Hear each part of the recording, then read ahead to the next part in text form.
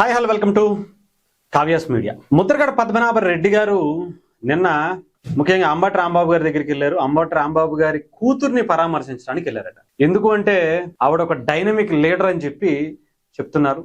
ఆయన ఏం మాట్లాడారో ఒక్కసారి మీకు వినిపిస్తాను. ఆ తర్వాత మనం మాట్లాడుకునే ప్రయత్నం చేద్దాం. ఆయన మాట్లాడిన దానికి ఏంటి, అసలు ఎందుకు అంతలా ముద్రగడ పద్మనాభ రెడ్డి గారు ఆయన అక్కడికి వెళ్ళి పరామర్శించాల్సినటువంటి ఎందుకు వచ్చింది అని. మీ మేడం గారికి, మీకు కోట గారికి, మీ అబ్బాయి గారికి జరిగితే మీ ఫీలింగ్స్ ఎలా ఉంటాయో చెప్పాలని నేను కోరుకుంటా ఉన్నానండి. నేను బానిసను కాదన్నయ్యా, పాకిస్తాన్ నుంచో ఆఫ్ఘనిస్తాన్ నుంచో వలస రాలేదన్నయ్యా. ఇక్కడే పుట్టాం, ఇక్కడే పెరిగాం. ఇంటర్నీచింగ్ గా మమ్మల్ని చూడటం, పాలించడం బాధగా ఉందని రెండోది రెండు విషయంలో అబద్ధాల మీద అబద్ధాలు రోజు వల్లించడం సమాజం నవ్వుకుంటుందండి. భక్తుల యొక్క మనోభావాలు దెబ్బతింటున్నాయండి. గుడికి వెళ్ళకూడదు, గుడిలో పెట్టే ప్రసాదం తినకూడదని అభిప్రాయం మీ మాట బట్టి వారికి కలుగుతుందండి. ఇప్పటికైనా మించిపోయింది లేదు. ఆపేయండి మీ అబద్ధాలని, ఆపేసేసి గౌరవంగా సమాజం చెప్తే బాగుంటుందని అనిపిస్తా ఉందండి. ఇది పాపం ముద్రగడ పద్మనాభ రెడ్డి గారు ఆయన బాధ. ఇక్కడ ఆ అమ్మాయిని పరామర్శించడమే కాకుండా ఇంకొక మాట కూడా అన్నారు. కొంత కంటిన్యూగా ఉంది అదంతా వీడియో కూడా, చాలా ఎక్కువ టైం ఉంది. ముఖ్యంగా మమతా బెనర్జీ గారిని ఉదహరిస్తూ మౌనిక గారు, అంబటి రాంబాబు గారి కూతురు మౌనిక గారు, డాక్టర్ మౌనిక అనుకుంటా, ఆమె మాట్లాడినటువంటి ఈ మధ్యన మరీ వైరల్ అయిపోతున్నారు కాబట్టి అంబటి రాంబాబు గారు లేని లోటుని తీర్చుకోవడం కోసం కొంత అగ్రెసివ్ గా మాట్లాడినటువంటి పరిస్థితి కనిపించింది. అయితే ఆమె ఇలా టైగర్ లా వచ్చి నిలబడింది అనేటువంటి దాంతో ఆమెను వెళ్ళి పరామర్శించడం, సన్మానించడం అన్ని చేసినటువంటి పరిస్థితి కనిపించింది. అయితే ఇక్కడ ఆయన ఎవరితో పోల్చారో తెలుస్తుందిగా.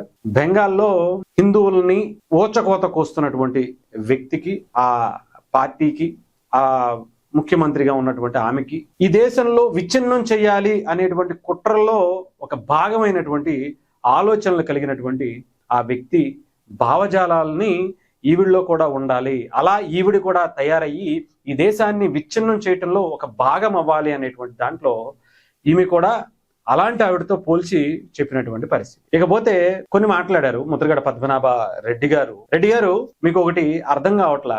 మీరు గతంలో మీ ఇంట్లో ఆడవాళ్ళని వీళ్ళని మీ ఇంట్లో వాళ్ళకి ఎలా జరుగుతుంటే మీరు ఎలా ఉంటుందో, ఎంత బాధ అనుభవిస్తారో అలాంటివి దయచేసి చేయకండి అని చెప్పి ముద్రగడ పద్మనాభ రెడ్డి గారు మాట్లాడుతున్నారు. ఎందుకు అంటే అంబటి రాంబాబు గారి ఇంటి మీద వెళ్ళినప్పుడు అక్కడ ఇంట్లో ఆడపిల్లలు ఉన్నారు, వాళ్ళ మీద ఎలాంటి చేస్తారా అది ఇది అని చెప్పినటువంటి మాటలు. ముద్రగడ పద్మనాభ రెడ్డి గారికి మరి నాకు తెలిసి ఆయనకేమి తలకైతే ఏం దెబ్బ తగల ఎప్పుడు కూడా. మరి గతాన్ని మర్చిపోయారేమో.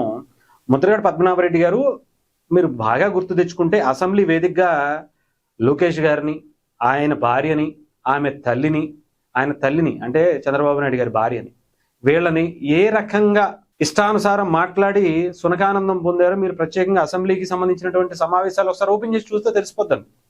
అలాగే పవన్ కళ్యాణ్ గారి తల్లిని, పసిపిల్లలైనటువంటి పిల్లల్ని, ఆయన భార్యని ఎంత నీచాతి నీచంగా ఎన్ని లకారాలతో ఎకారాలతో బూతులు తిట్టినటువంటి పరిస్థితులు ఉన్నాయో జస్ట్ పోసాని కృష్ణమురళిని, బోరుగడ్డ అనిల్ని, రోజా గారిని, లేదంటే చాలా మంది ఉంటారండి వైఎస్ఆర్సీపీ పార్టీలో, నా బొచ్చుగాళ్ళు, నా పీకుడుగాళ్ళు అనేటువంటి మాటల్ని, ఇంట్లో వాళ్ళని లేకుండా, ఇంట్లో వాళ్ళ ఆడవాళ్ళని బూతులు తిట్టకుండా మనకి రాజకీయం చేయటం చేతగానటువంటి వ్యక్తులు మీ పార్టీలో చాలా మంది ఉన్నారండి. ఒకసారి వాళ్ళని తీసుకొచ్చి మాట్లాడితే తెలుస్తుంది.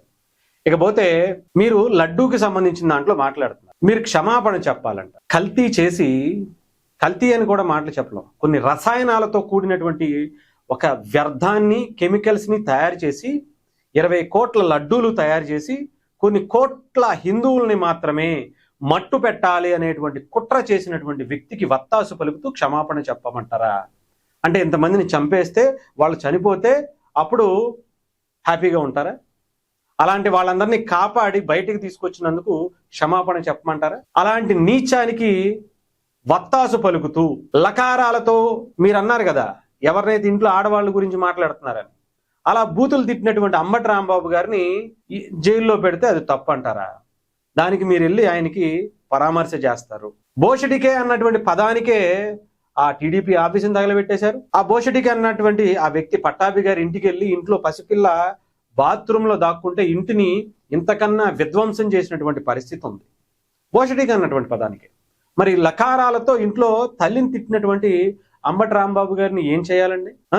అంటే ఇలాంటి వ్యక్తులనా? అసలు మీరు కాపులకి ఎందుకని అసలు ఓన్లీ టీడీపీ ప్రభుత్వం ఉన్నప్పుడు మాత్రమే బయటకు వచ్చి ఉద్యమాలు చేస్తున్నారో కనీసం మీకు అర్థమవుతుందా? మీకు తెలుస్తుందా? రాజశేఖర రెడ్డి గారు ఉన్నప్పుడు ఆయనకి పాలేరుతనం చేసుకుంటూ మీరు బయటికి రారు. జగన్మోహన్ రెడ్డి గారు ఉన్నప్పుడు మీకు కాపుల ఉద్యమాలు ఏం గుర్తురావు. టీడీపీ ప్రభుత్వాలు అధికారంలో ఉన్నప్పుడు మాత్రం పళ్ళాలు పట్టుకుని వచ్చి కొట్టేస్తాం. ఇంతకన్నా మనం మాట్లాడడానికి అసలు ఏం అర్హత ఉంది సార్ మీకు? ఎందుకు సార్ అనవసరంగా బయటకు వచ్చి కాపులు ఒక వ్యక్తి పవన్ కళ్యాణ్ లాంటి వ్యక్తి సీఎం స్థాయి వరకు వెళ్తున్నారు, రాజ్యాధికారం దశగా కాపులు ఒక నాయకుడు వెళ్తున్నాడు అంటే అతన్ని ఓడిపించేంత వరకు నేను ఊరుకోను, అతను ఓడిపోకపోతే నా పేరే మార్చుకుంటానని మార్చుకున్నటువంటి వ్యక్తి మీరు. ఒక కాపు నాయకుడిని ఓడించటం కోసం, ఒక కాపు నాయకుడు రాజ్యాధికారం దశగా వెళ్తున్నటువంటి వ్యక్తిని ఆపటం కోసం మీరు పన్నినటువంటి వ్యక్తులు, కుట్రలు పన్నినటువంటి వ్యక్తులు మీరు మాట్లాడితే ఎలా అనేది అర్థం కావట్లేదు. కొంచెం తెలుసుకుంటే మంచిదేమో. కనీసం మీకుండేటువంటి ఆ గౌరవాన్ని కొనసాగించేటువంటి పరిస్థితి ఉంటుంది. దయచేసి చూసుకోండి. లకారాలతో యకారాలతో పచ్చిభూతులతో అసలు ఆ సంస్కృతి తీసుకొచ్చినటువంటి వ్యక్తులు ఎవరు?